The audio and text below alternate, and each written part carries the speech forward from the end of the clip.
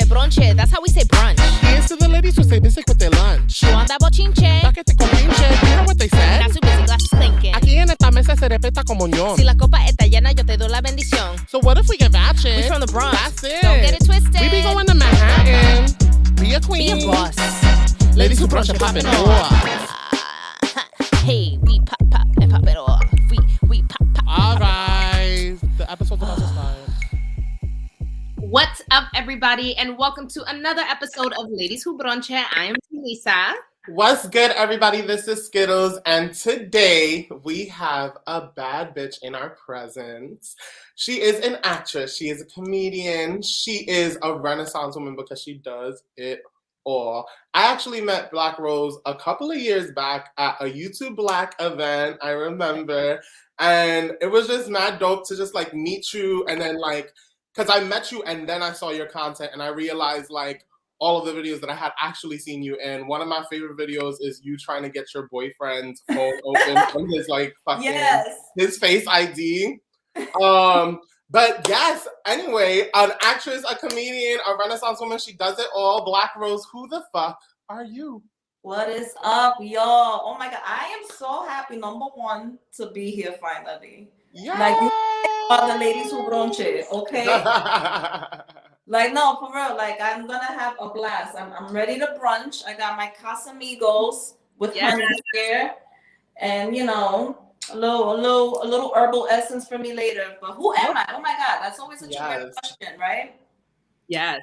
I am a woman first, a mother, a friend, hija de Dios. Amén. You know, and then after that, I'm someone who loves the arts a lot, like every part of it. So I've always been into theater, music, acting, writing. And then as I got older, finding my voice and standing up for things that, you know, other people might find that, you know, a little weird or off or taboo or, you know, so much things. Like, for example, I smoke weed and I'm an activist for weed.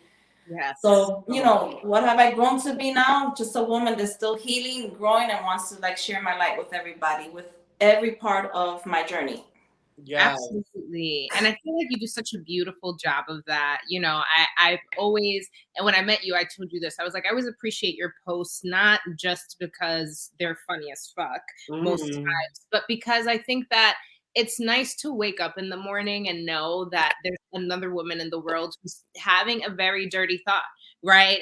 Or a woman who's just like out here letting motherfuckers know I see you and how your energy is trying to interfere with me and I'm not having that shit, right? And so it's so refreshing that at all hours of the day, at any moment in time, you can sort of go to your page and see, you know, in your words, you're a Renaissance woman, right? Somebody who is just living their life on their terms and is seemingly very grounded in who they are, you know, and works very hard and is very honest and transparent about what that journey is for them. So I've always admired that about you. Oh, thank you. Yes, and I also used to live for during like height of pandemic times when you would mimic Britney's dancing videos. Oh my God. I felt like she started the next level of my weight loss journey. I love her. It's Britney, bitch. And she's free now. Yes, free Britney. She's freed. Fuck out of here. The music and dance is just music, dance feels so good. And like when you're free and you let that go and you stop fucking worrying about what the fuck you look like, what people might think, and you're just this energy, like it grows, and I love Britney. Yes. I'd love to hear a bit, Rose, about just sort of your journey into this space that you occupy or the spaces that you occupy. Oftentimes I feel like people find people on Instagram first, but Instagram isn't necessarily the first place that those people have been entering the different fields that they're in. So I'd love to hear about your journey. Started in fucking MySpace, B. Yes, come on, MySpace. No, wait, we could take it back. No, AIM, I was too shy to like talk or do too much in the AIM chats.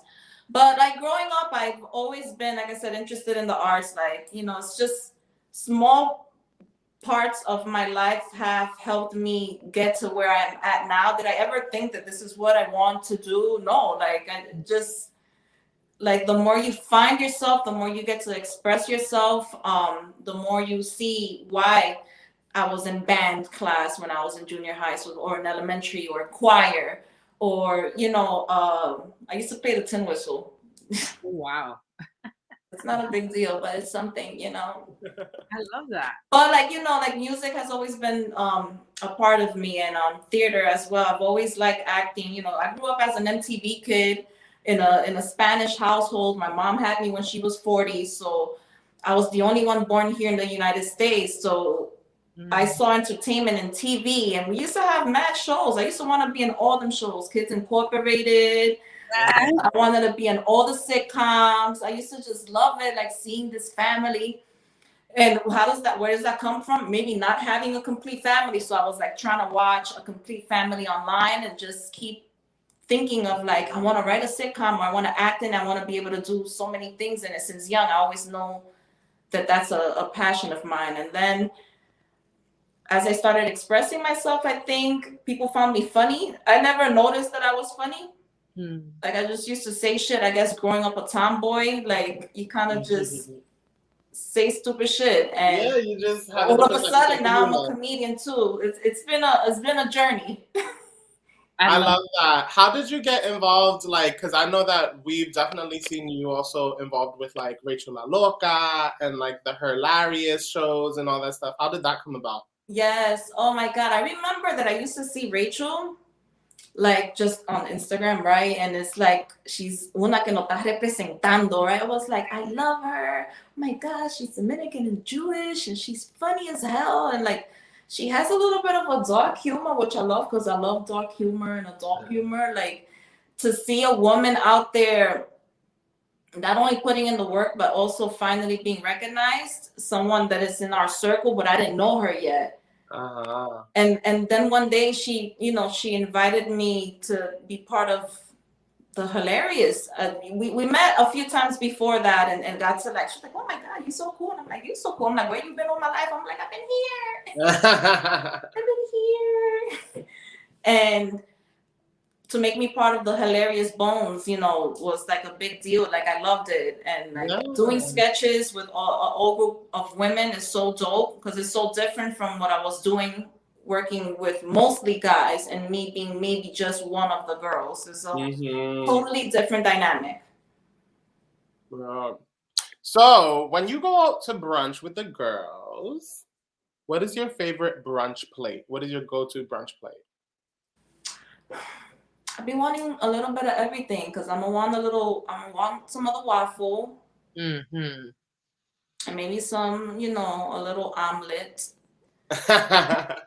But then I'm gonna want like some of that pepper steak and then a little bit of that pasta. Like, by the time hey girl. Hey girl. Pepper steak.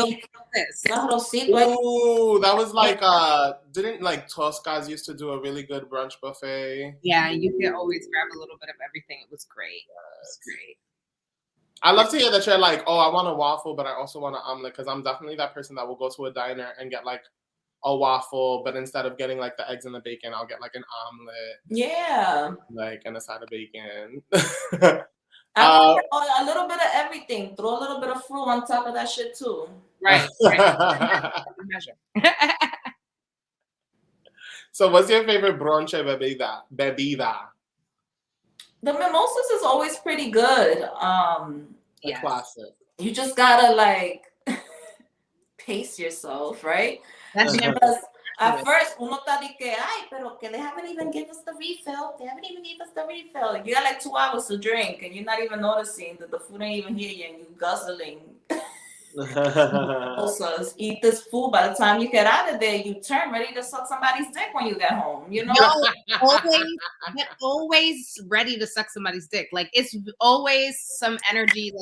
Like mimosas bring out the dirty. Like I'm a slut. Like you wanna see. Like it's time to show you what I'm made of. Let me show you what this throat does. You wanna feel my throat? Right. It's like the achievements. You And want to feel the Kegels in my throat? throw Kegels. Come on, throw Kegels. And let me tell you, that Casamigos is just as dangerous because that Casamigos they're opening portals and holes that are forbidden places and lands on. You know what does that? Dulce brings out. I actually have never tried Douce. Ooh, Actually never had Douce. you should try it. It's definitely not. Now I understand why Sasha Fierce came out. Know? The Dulce, if I do say so myself, brings out that fire energy. Mm-hmm. And you know what? And I honestly, like, I think that part of brunch for me is like the way I show up to brunch depends on like what I have on the back end. So if I don't have a dick appointment, I really try not to get too messy because then I start dick hunting, right? Yeah. Hunter is not, my shot is not the best. Like, I'm looking for stuff. I'm digging in old fucking skeletons. Are you sending the ex a text? Yeah, those girl. You gotta take my phone away, is what it is. You know what I mean? And if I'm lucky, I drink enough that I get a little nauseous, and then I have this bad habit of like puking, but then falling asleep like on the toilet, like just like. So usually the universe just gets me drinking enough where it's like, let's skip the part where you go back to the toxic dick. That's why you gotta try to eat something before you get there. I don't care if it's a tostada. Go get you a cup of coffee real quick and a tostada. Yes. Because them mimosas be hitting. The way I've walked into my bodegas drunk asking for butter rolls, I feel like they know every time I ask for a butter rolls because I'm fucking drunk. I probably stink of the alcohol too. I'd be like, can I get a butter roll? Like, I need to soak it up. I need bread to soak this up. Wait, before I pass the fuck out. Like, I've woken up with bread like this. Bad. So, Rose, tell us, what was it like going out to eat when you were a kid? Damn, I don't remember us going out to eat much. You know what I used to like? It's gonna sound mad funny. When my aunt used to take me to Wendy's on 168 back in the days when they were fast. Mm-hmm. Back in the days when they were fast. Yeah. Yo, yeah. Absolutely. Wendy's was different because McDonald's was something like I ain't going to McDonald's most of the time. I grew up on 137, so we had McDonald's not only on 125th, but we had it on 145th. But when we went up more towards the heights, Wendy's was different. It was different. I love Wendy's. I want Wendy fries right now. She's talking about best fries, but I love their fries for some reason. And then here's the thing. I feel like if you had to ask me about like my favorite takeout chain, like if we're talking McDonald's, Burger King, Wendy's burgers, I fuck with Wendy's more than over Burger King and McDonald's. I definitely say right? That. They're pretty good. Yeah. And then the chili, you got to get the chili. With the fries and then you dip it in? Nah, because you know what it is? Because they had a baked potato too, you felt like you were at a more sophisticated chain. Right? Yeah. I think that's what it is. Yes. Frosty though, what crap did they add? Frosty. And honestly, too, like I feel like they were superior in the fact that they were seasoning their chicken nuggets. They were always seasoning. That's what I'm saying. Like they seasoned the nuggets and the batter. Yeah. And the salads just like hit different. Like the salads really those McDonald's salads do not hit. Failed in that category for me. Yeah, absolutely. Memory. That's I remember my aunt every time she had a doctor's appointment porque yo nací aquí, so yo hablaba inglés, so ellos me llevaban a mí. Mm-hmm. And my prize was Wendy's at the end. Humble beginnings, y'all. Yes, I love that. I absolutely love that. And so now tell us, what is your favorite bochinche topic to discuss over a meal? I always want to know, like I'm the funny one to be like, did you get dick? Like, how you been? Are you happy? Yeah. Like, I don't care how thick it is. I don't dig that deep into people's life, but I'm like, yo, you got some dick in your life? You good? Like, somebody making you happy? Yes. Yeah. I think it's important to check up on that because sometimes people, no shade, like, I really deeply respect people who don't seek sex or look to sexuality as something that grounds them or refocuses them. I think that's beautiful that there are people who have that experience. Mhm. I'm very much on the opposite side of the spectrum, though, where I very much rely sometimes on sexual energy, but like healthy sexual energy. And it took a lot of dick Nothing crazy. There's different spectrums. Right, So, right. Like I've now learned yeah. that there's exactly that. There's like a dick pyramid of like what is the most ideal dick, and then Mhm. dick And that- that's like best friend talk. That's not like for everybody. It's not like, like if you're having brunch with a whole bunch of like people that you don't really know, then you just say Though shit. I have been that bitch who's been at the table, and because if I'm talking about my sexual experiences and people are looking, I'll be like, "What? Have you ever?" Include them. Like I include people, and I'll be like, "No, I totally." And like I said, I even give my disclaimer now. I respect people who don't lean into sexual experiences. Me too. Just don't judge me. But yeah, but like it's a part of my life, and so I'm certainly going to talk about it. So yeah, I agree. It's always funny. I feel like my brain, I don't know what it is. It's just like I always go to adult humor in my head for something, or a little bit of dark humor. It's just funny to me. Even like the things that I have posted online, like it's shit that we think of. Everybody thinks of these things. It's not just men that wake up thinking like this. Women think about it too. Like, how else would the men know what they're going through if they're not going through with it with someone that they're sexual with? So we're both thinking the same shit. I'm just vocal about it. Does that mean that I'm like dicking niggas down left and right? No, but it's just. And if you were, that's nobody's business. And do your thing. Yeah, look at y'all. Y'all are jumping into the plate of the day. Y'all are ready to tear this topic apart. But now let's move into our cheers to the Lady Who section, where we shout out dope people doing dope shit.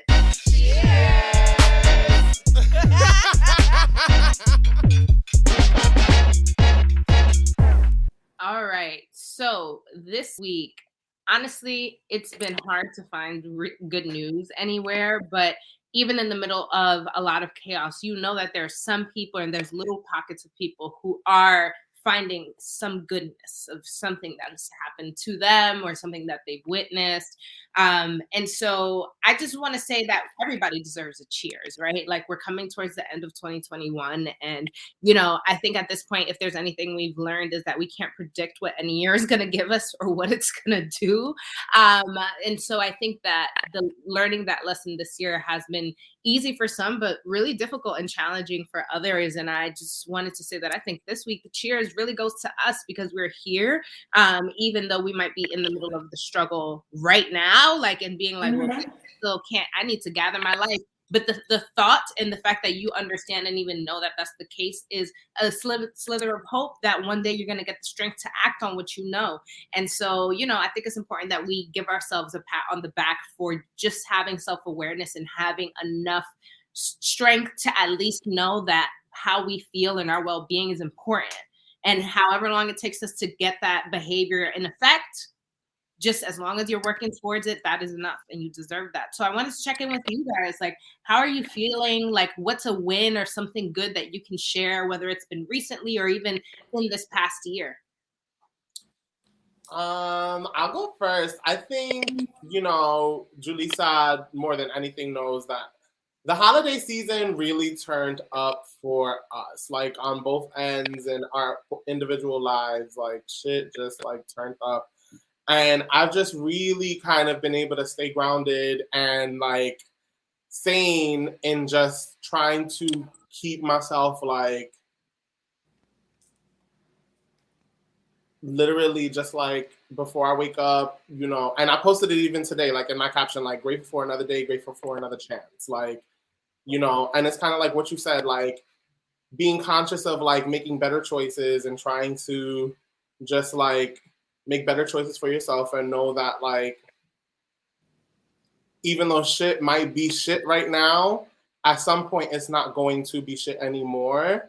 And just looking towards that and making the decisions and choices for yourself that can get you closer to that brighter place and lighter place sooner, And because I had a moment on Christmas. Christmas was rough, right?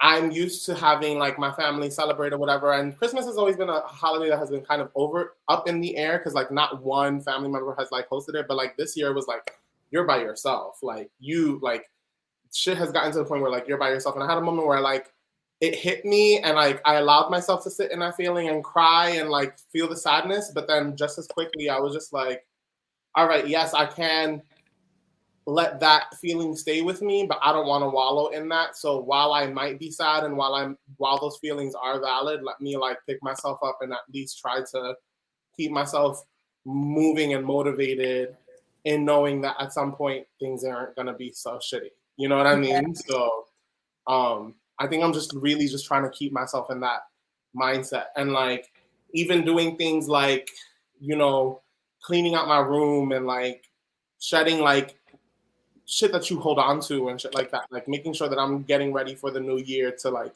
keep on making choices to just better myself and keeping that conscious. So shit. Yeah. I had a similar experience when it comes to the Christmas. You know, my mom went to Jersey to stay with my sister and my niece. She's been there for like 2 weeks. And one of them got sick in the house, so then I wasn't even gonna end up going over there. But not that I got an invite anyways, but you know, that part. It's just like those moments that you're like, all right, you know, I'm just gonna the 24th is what was like sad. The 25th I was fine because, you know, that's like the American holiday. We usually that's hangover recovery and shit like that. Like yeah. But I was able to go to my friend's house and it was so good, you know, like we had such a good time, very mellow, but there's still that thought like in the back of your mind, like, you know, I didn't have like a big family moment.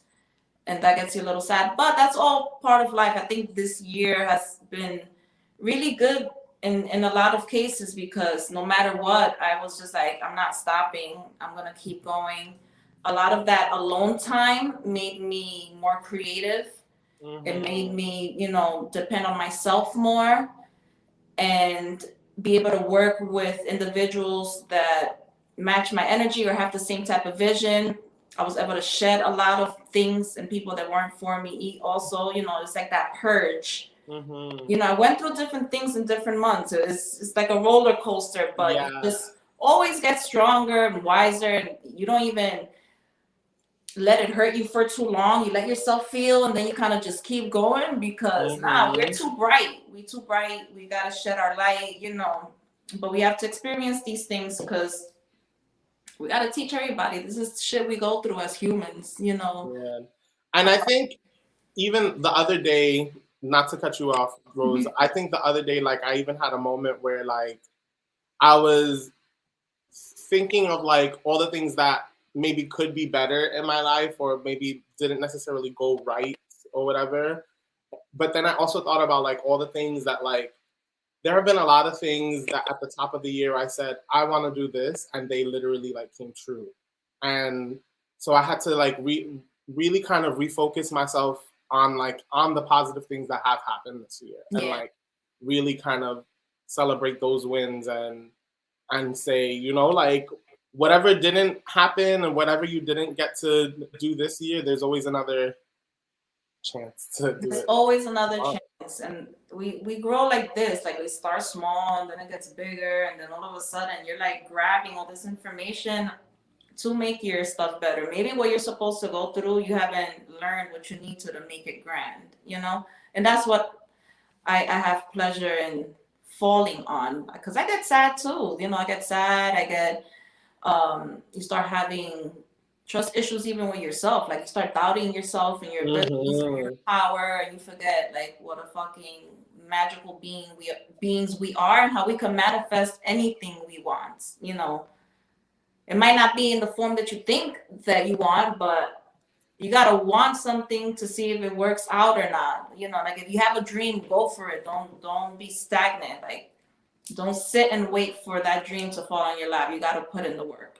Absolutely. And like and I think what I would add to that is that and I'll say is the thing that I think was a positive thing to happen for me this year was that I continue to learn that our growth is going to evolve in the way that it looks. And like there are beginning levels for everything, which is to say if I have the awareness of like all the things I could possibly do in my life to make myself like, the most self-loving, efficient, healthy human walking the planet, right? Like I can know all those things and still have a really hard time saying, okay, no, I can't be vegan. Okay, yeah, I know I didn't pray or meditate today, even though I promised myself I was going to do it every day for my own sanity because it works. I don't get massages regularly or even use the fucking massage machine that I bought to be you know what I mean? Sometimes we have so many things that are around us and we're prepared and we have all the information, and it's not a matter of having lack of access, it's a matter of having lack of enthusiasm. Yeah, and creating healthy new habits. Exactly. You know what I mean? And that habit forming and habit building can be a long, difficult process. And that we have to remember that long, might mean a year or two of your life before you can. But in that process, if what you're allowing yourself to be is productive in observing the truth that comes up as you're doing that work, then that's the best thing you can do. Like for myself, I've had so many moments where I'm like, yeah, I get this thing in life and I've had this big revelation and I'm like, okay, this is the kind of human I want to be. And if I'm talking to somebody else, I can preach for hours to them about how they can get up and rise again and like do all this shit, right? But when it comes to me and when I get very close to something that is the brink of something big and powerful, I punk out on myself and I start to see behaviors that come out of me that are fear-based. And so I think I was living in a more dangerous place when I wasn't aware that I can go there. I can now go to those places and maybe still struggle to get out of them, but at least I know where I'm at. And at least I know that there is a light at the end of the tunnel, and that it takes me 5 weeks, the day I do decide to pray or meditate, the day I do decide to make that fucking smoothie or to not smoke. The day you decide to fucking cry it the fuck out. Right. Come like on. that matters. Out. Yeah, like feel and fucking 100%. Funny, besides like writing in my journal, I'll literally do small little things where I'm trying to reprogram my brain to what it should be focusing on. And I remember I would program it to live a healthy lifestyle, or to balance my chakras, or to learn how to be a millionaire, like shit like that, like attract, these downloads while I'm sleeping to help reprogram my mind. Trust me, because we try it all. Sometimes we try to do the list. You say you're gonna be so productive, you'll end up in bed all day. You know how many times I've done that? My mom makes fun of me. She's like, "Look, come because when I'm like on my low, I don't even want to interact with too many people, even though it's just her and I in the house and our cat Mirage. Right. Ooh, Mirage, I like that. She I still don't feel open like that. Plus living with your mom, because basically that's what it is. I'm taking care of my mom. She's 80. I'm gonna be her official home attendant while I'm trying to pursue everything that I want to pursue. My son just moved out. It's like, all right, I got a fresh new reset with everything that I've learned, but shit could get tough. But I think at the end of the day, we're good. We're alive. Omarion is out there trying to get crazy, but we just got to take care of ourselves. Okay, and that's a perfect segue straight into our Tuta Loca Es, where we shout out motherfuckers who doing the most. Oh, can I have some? All right, so this week for our Tuta Loca Es, Omicron, trend, I don't even Optimus Prime. There's so many things we can call it, but COVID has reinvented herself once again. And this time, baby, she came back with a vengeance. She said, I won't completely put you to your deathbed in a hospital necessarily, but I will be fucking stealing the holidays from everyone. I will be all up in everybody's business. I will have people questioning, how the fuck did I catch this when I'm still wearing a mask, wash my hands and doing my shit? There's, then people who are, vaccinated who are like, oh, well, I'm vaccinated. And like, yeah, I still have it and I'm still spreading. And so like, at best, it didn't hit me as bad, but like we're still having the same issues. And so it seems like the solutions we thought we had aren't really mathing the way the math needs to math for us to keep moving forward. And so I think like it's one of those things where it's been really disappointed. I have people in my life a lot of people in my life who have COVID. I mean, here in New York City, I keep hearing different people I feel like people make statistics up when they're just talking, but my niece was like, it's 95% of New York. And then somebody was like 80% of New York. And then Listen, I haven't got it, thank God. And not to, but everybody and their mama got COVID. This shit got more named than wheat strings. Like, you know, like they keep dropping and they trying to drop people. With this one, I feel like last week I knew like 10 people and I was just like, ugh. Yes, it's really running rampant. And it's like, it actually was the first time in a very long time that I felt the slight anxiety the same anxiety I felt in the beginning of the pandemic, where we actually didn't know shit. Like, I'm like, shit, like people are out here just catching this like nothing, bro. Like, should I really go? Like, I haven't been to a restaurant because listen, when I felt ready to go back to life, I went back to life, right? And I feel like, you know, I was still I was always washing my hands just because that's something that I was doing even before COVID. But like the mask stuff, you know, like in some senses I got looser, but in the senses where it makes sense and you're in close proximity and things like that, I don't question the mask. You never catch me on a train without a mask. Like you're not going to catch me. Even when I walk into a restaurant and I know I'm about to just take that shit off, I still respect walking with the shit on, like, you know. So I thought that we had found a balance to keep us going until we could figure out how to live with it even more freely. But this shit really knocked our asses. It feels so far back that I'm just like, damn, like they should be shutting down again is what it feels like. And they're not going to. Like they're clearly doing everything in their power to not shut down. To not shut down. And I understand, but at the same time, I'm like, I don't know, man. I don't know. It's scary.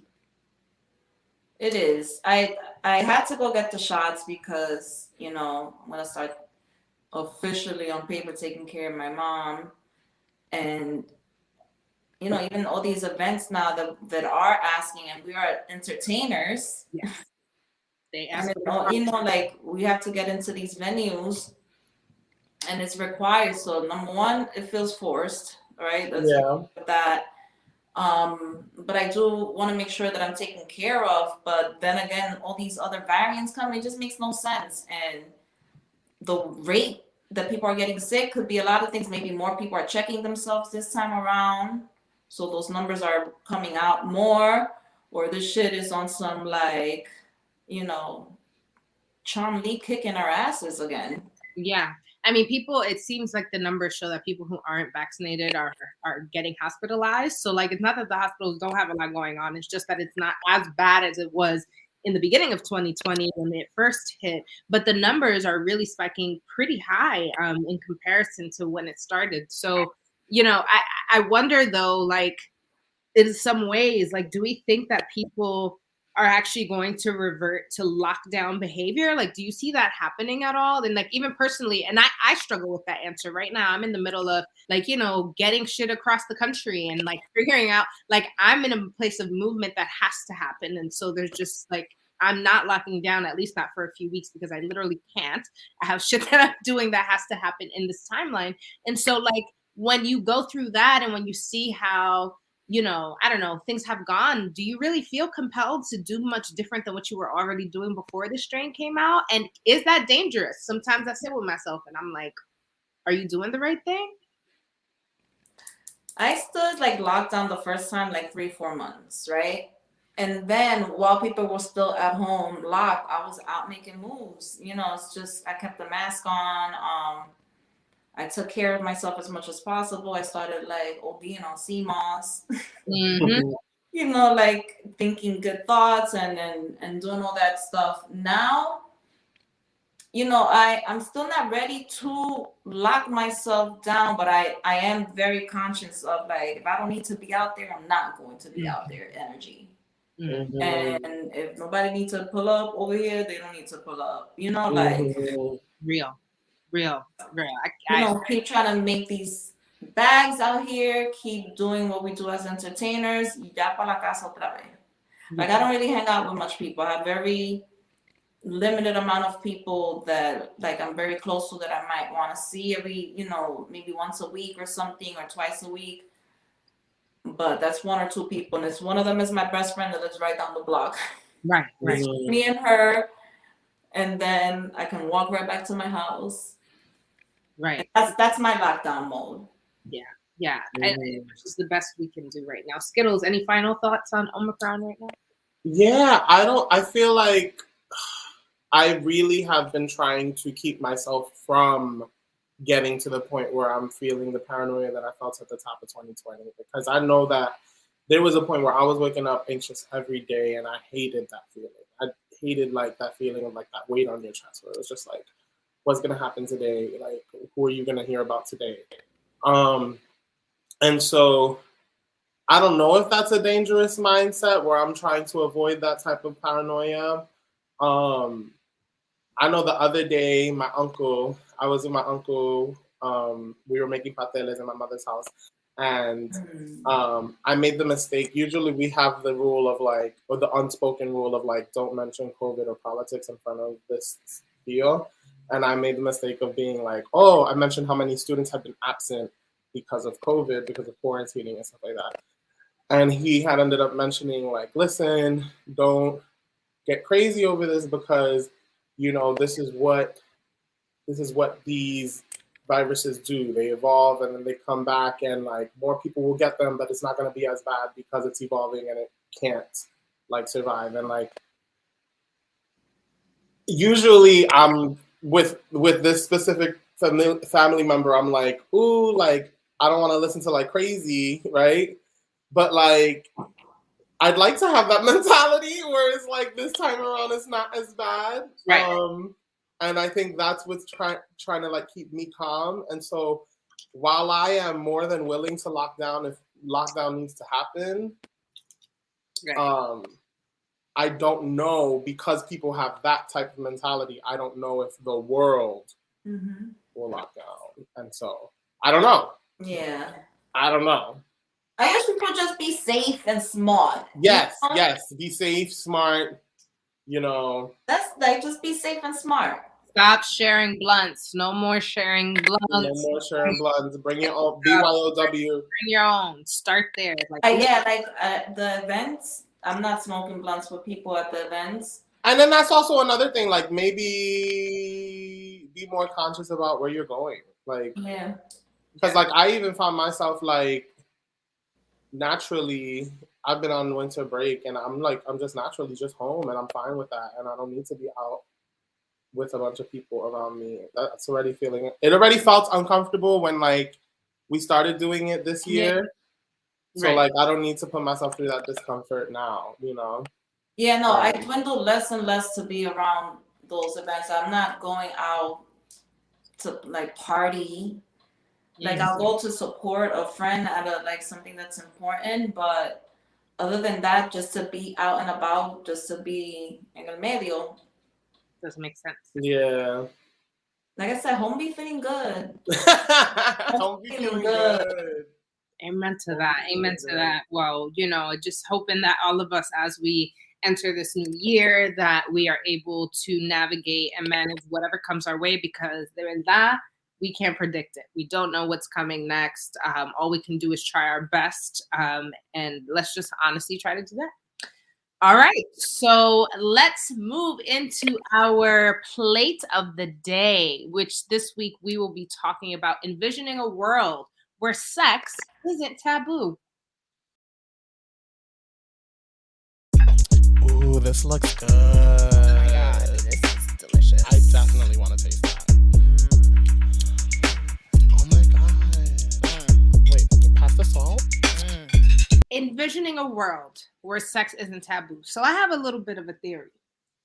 I think that part of the reason why there is so much misery and why certain systems of power have come into place is because there is a deep disconnect for certain people, whether it's a cultural disconnect that came about or because they're experiencing particular traumas, or just society as a whole teaching us that blocks our tapping into our sexual energy, right? And the power that comes from feeding our sexual energy, but also exploring what our sexual energy looks like beyond what we've seen on TV or have watched in pornography or whatever art, you know, is explicit, right?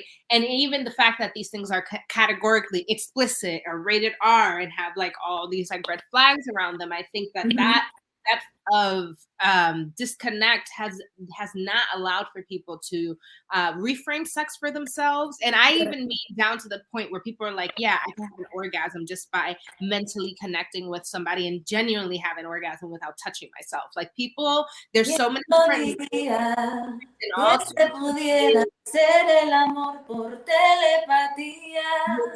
like you know, so it's like these things are real, and there are a lot of people who, you know, I've seen, or at least on my timeline, have emerged who are either sex therapists or, you know, just healers who will talk about the healing energy of sexual power and why it's important to be mindful of who you're exchanging sexual energy with. And it's not about being a hoe or anything. It has nothing to do with that, but it is just the genuine power that sex as an act holds that is belittled and we're disconnected from. And so we're having toxic sex. And so we're in a position where we don't even let people express themselves sexually, which in itself is toxic. So I wanted to unpack this because, as I said earlier, Rose, I feel you're someone who shows up in a way where you're not afraid of what any of those things mean to you personally. You're not afraid to joke about them or talk about them in a serious way or call out people who are, you know, sort of like fucking with like what sex can really be and letting them know like that's whack shit. And, you know, over here, this is what we do. Right. So I would love to hear, what is your perception and just your general relationship with sexual expression across different areas of your life, whether it's social media, at work, with personal relationships in your life? Well, I'm someone that I feel like I don't want to act like I had only 3 partners in my life, but in a spectrum from you know, what we know that is out there for both men and women, because it's not just men that have a lot of sexual partners. I'm still pretty low on my numbers. You know, I can still count with these 2 hands. However, the type of sex that I enjoy, I think I'm a very sexual being. I'm very expressive when I'm with someone. I like relationships because I like that building up of sex. Like the first day, that dick might be a little you know, like, but like there's something so special to me, like when you water and grow a healthy sexual relationship. Have I had toxic ones as well? Yeah, because you know, you go through shit as you grow up. But now I feel like I've gotten to this level where I'm very sexually secure with myself. I'm very comfortable expressing it. And I think it is a form of healing. You know, like things used to be so much taboo back in the days for women. You know, we couldn't talk about being aroused or, you know, what aroused. You couldn't even tell a man how to fuck you back in the days. Like you kind of have to just lay there and just take it and pop them babies out. But, you know, as women grew confidence in themselves, you know, I think it's been a good ride, and I think that's the way to improve women, to talk about it. Yes. And not judge, because people, you know, some people might be more prude than others, or, you know, they have their judgments. I'm like, oh my God, I would never, you know how much I've seen? Oh, I would never post like that for yoga poses. Like, I would never joke like that. I'm like, niggas is laughing, shut up. This is how we really think. Why do not people admit that this is how they really think? Come on, the majority of us do. You just don't want to say it because it used to be frowned upon to be that expressive. Right. You know? Yeah. Yeah. And I really do think like it's so important. To me, it is so important that even in the moments where I'm kind of like, ooh, am I taking it too far with this cleavage? Or, ooh, am I taking it too, like, I have to recognize that it's okay for me to acknowledge what is making me feel shy about that. And then decide like, okay, I'm not going to post the thing, but know why you're really doing that. And really ask yourself, is that something I want to keep you know, appeasing or upholding for myself? Like, is it really true that I think that, you know, as an artist, I have my life, but because my life as an artist is pretty public, that I can't be sexual because I'm afraid that the people who I fuck with in the tech world, right, building fucking companies, entrepreneurship, which is completely different than being an artist and a creative and owning your personality, right? And Yes. that's the thing that you're selling. But in those other rooms, that's not what they're tapping on my shoulder for. And so arguably it's like, oh, traditional, right? But is that true? Or do I want them to know that the same person who can give them consulting about what they need for their company is also the same person who's going to talk about sucking dick because she does? And whether she Renaissance woman, room or not, right? Like, does that mean I'm saying, please let me talk about my dick sucking experiences during the middle of the fucking Zoom? No. Why? Because it's not relevant in that space. But if people don't know how to separate things. Yes. I mean, but like, they're fucking fake as fuck, all right? Because behind fucking closed doors, you're saying shit that's worse than what the fuck I'm saying, sweetie. Or you're like actually doing shit that's worse. Right. But you're mad. History. What kind of videos do you be watching? Like, I've been watching all types of porn. Exactly, right? Like, it becomes like oh wow, so okay. I learn from everybody. You know, and I think it's something that is worth exploring, basically, is what I'm saying. I think it's worth understanding why you have the sexual opinions you have. And it doesn't mean that the best sexual person is the loudest and the proudest and the one who's talking about all their business. It's actually just the person who's grounded and knows what works for them and what doesn't. And that is always going to look different from person to person. Yeah. Absolutely. You don't fuck every nigga the same. Right. You don't. There's different levels of love, and you don't even know how good you probably could fuck. What if you haven't even met that one that you're like, whoa, if I thought that I saw Nirvana with the last one, this nigga took me to fucking light years ahead right now, you know? Like, I feel like, just to add my 2 cents in, I think that in a world where sex isn't taboo, my sex life would be so much better. Like, I feel like, because I always talk about this, how like I attract closeted men often. I like attract, the men that like are afraid to want to actually sexually explore in the way freely, in the way that they do. And I just think that like I would maybe be able to have different experiences. And maybe this is me also like just needing to put myself in the position to have different experiences. But like, I feel like I would have different experiences, or maybe more frequent and less secretive experiences in a world where sex isn't taboo, or even just like the experience as an LGBT person coming out and like being able to freely explore that without having to deal with the fear of the judgment that's going to come with, wanting to explore that and wanting to express that. These kids, though, are getting a brand new way of exploration and all that stuff in the way, it's represented in school now. But even still, like, And what do you mean by that? Like how it's represented in school? I just think that like their language is different, and then now schools have these things that are called like advisories and stuff, where it's just focused on the social part of school. So like they have that like, what's said here stays here type of mentality. Like a support system, like in a way. It's supposed to be that way. Is every classroom that way in those periods? No, it depends on the teacher. It depends on how the teacher connects with the students. But that is an effort that's being put into education. I think the more we talk about it openly, the more we do have these discussions, the better it is. All in its age, all in its time. But then, what is the age and time? Because the internet is here and it's been here a little bit, and these kids are smart, Yeah, they're smart. And the thing about it is, like, don't know how to work laptops, type of. We're kind of like in the in between, right? Like we're kind of like the old people, like are too like didn't talk about it at all. Yeah. And then like these new kids have it all up in their face, on the internet. Everything. Yeah. So.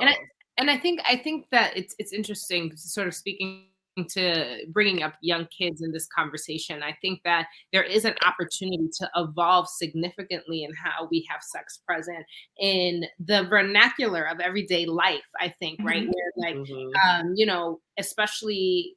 I find it interesting when people associate kids who are coming out at a younger age to them being exposed to sex, when in reality that's not, those two experiences are different experiences. In fact, a lot of times the reason people don't get to realize or recognize that perhaps whatever their assigned sex and whatever cis norm comes with that isn't actually what they're connected to is because of the shelteredness of everything. It's almost like just because we're afraid of talking about private parts touching, regardless of what the private parts are, we're also then stripping people the conversation of emotional intimacy, right? And like the fact that sometimes sexual feelings that come up are coming from an emotional place and what that means, right? And having safe sex conversations is more than talking about condoms and like, oh my God, when I feel like I had my first safe sex conversation was like in high school. I started in public school, then junior high went to Catholic co-ed school because it was boys and girls, but it was the Catholic school, and then back to high school to public school. And I feel like it wasn't until high school that I felt like I had like a sex ed class that made a little bit more sense. They were talking about condoms and STDs and going deeper compared to maybe thinking in elementary when the class is just sex ed only had to do with body parts, Yeah. Like the level. But now going back to the kids now, and I'm saying kids because I'm a proud 40-year-old. So, even like the 18-year-olds, those are still kids to me, that younger generation is different. It's just everything is so raw with them.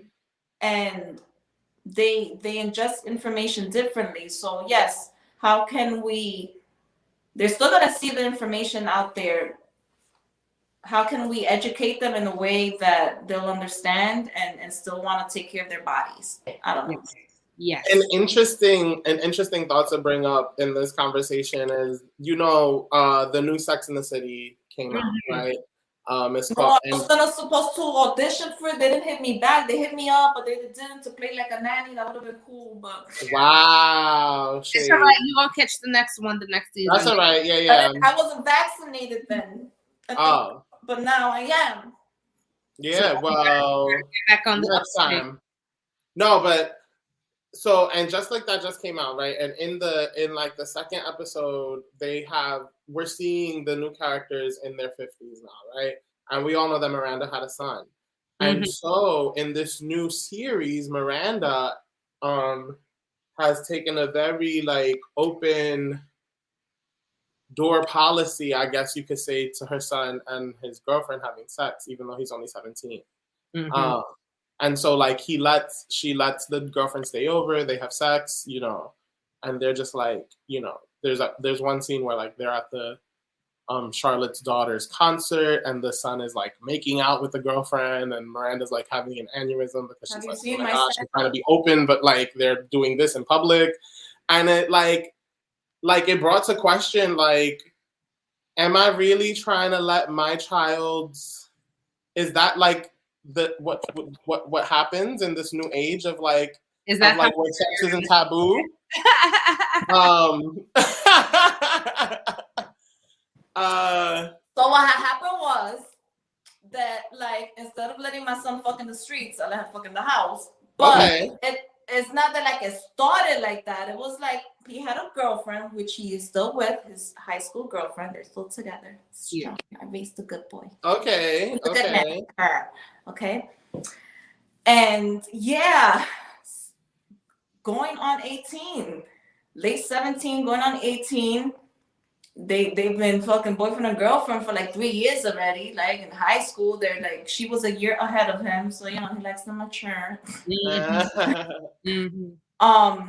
And she didn't live around here after a while, so it became a long distance relationship. She was like far in Jersey for a bit, So then they would want, you know, like, can she come over and hang out?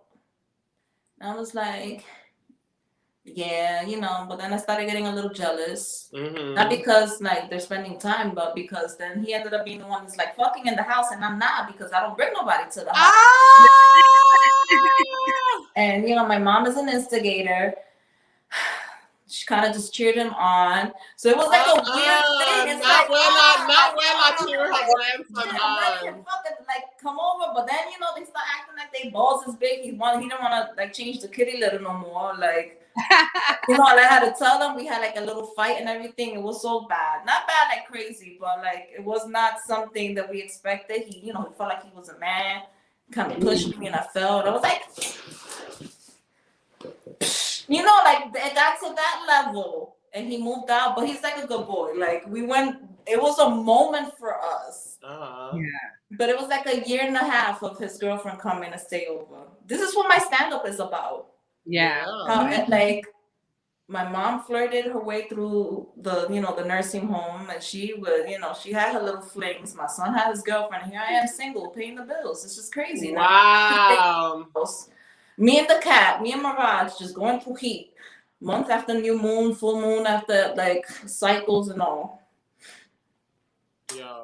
But I think it's so important for people to, you know, figure out what their flow and what their dynamic is with their kids, because like lead by example, right? Like I think it's so interesting to me that sometimes parents who are, you know, but in the sheets they have a very clear or a very specific lifestyle, are ridiculously overprotective and ridiculously you know, trying to do the most to keep their kids away from the lifestyle that they're trying to secretly build. And it's kind of like, what does it look like to own your sexual expression in a way that isn't overbearing necessarily or inappropriate, but is honest to some degree? So I wonder what that looks like. And I love the show Big Mouth, because I think that most parents and the way they are with him, you know, like I love that dynamic where they like talk about their sexual or like their experiences, which sometimes obviously is a TV show, so sometimes they stretch it, they drag it a little bit. Yeah, no, but we got it. Come on, we like when the period came, or just like masturbating.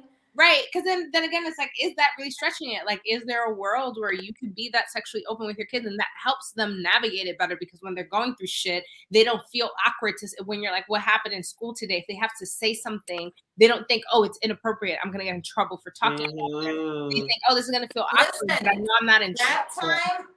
I'm either gonna regret this or laugh about this one. Nap time, I remember being a certain age, nap time in school. Remember we had nap time? You know how like you kind of rub yourself on like the mat a little bit? Like that felt good. Felt good. I didn't know what I was doing. I didn't know why.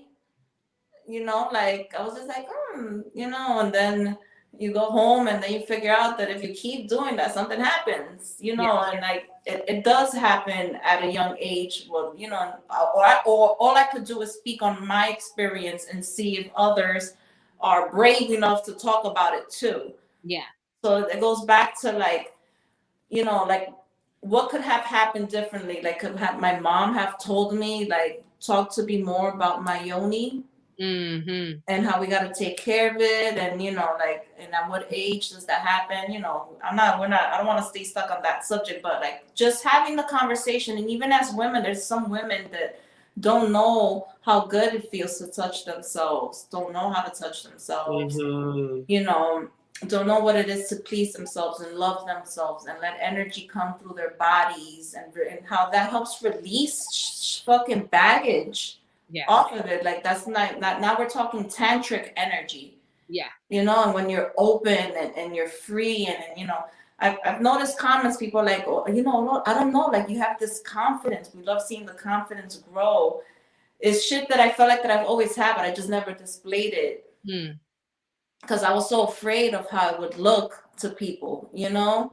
And once I let go of that fear, and you kind of just not care what perception people have of you, and then you see the positive comments, and you see those people that are fanning your flames, because that's also very important. When you see that you do have a support, not that, you know, you should go in life wanting people support. We all know that you should be whole before you like want anybody else to give to you. But at the end of the fucking day, one person praying is very different than like 60, 50 people praying for the same cause. And we could do that for each other by support.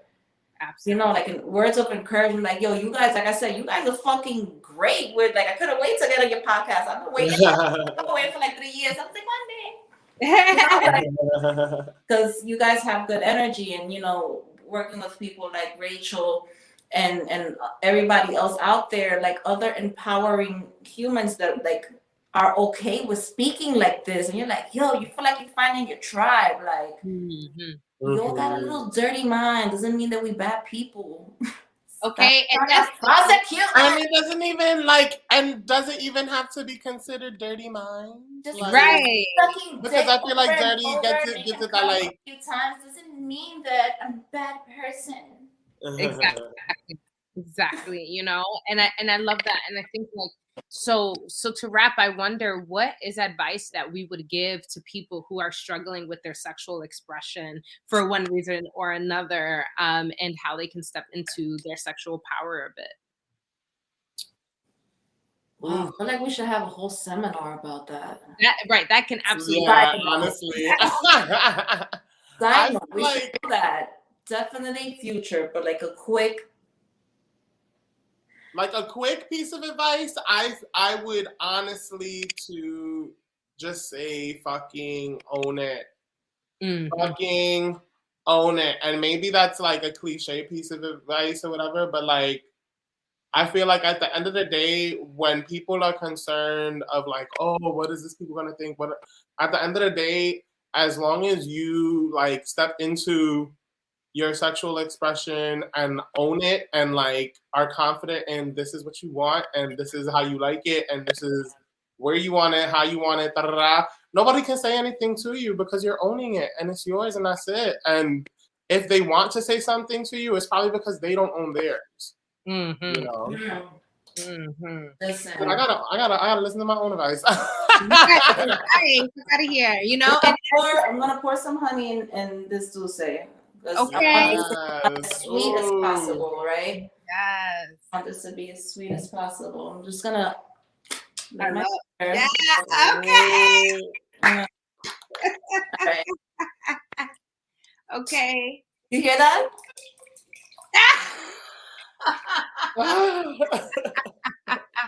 Okay. Other people's perception of you is none of your fucking business. All right. If they have not elevated to the level of your freeness and consciousness and love of yourself, that's okay. That's on them. Block out all the noise. But if you know that you've gotten to the level that you are in a healthy place sexually, spiritually as a person, you learn to respect yourself. You learn not to share your energy with too many people. And if you do, you know how to release yourself of any energy that you might attach yourself to, like, you know, catch yourself. But at the end of the day, sexual expression is very important. Go play with yourself every morning, every night. I don't care how often you do it. Listen, I was the 40-year-old toy virgin.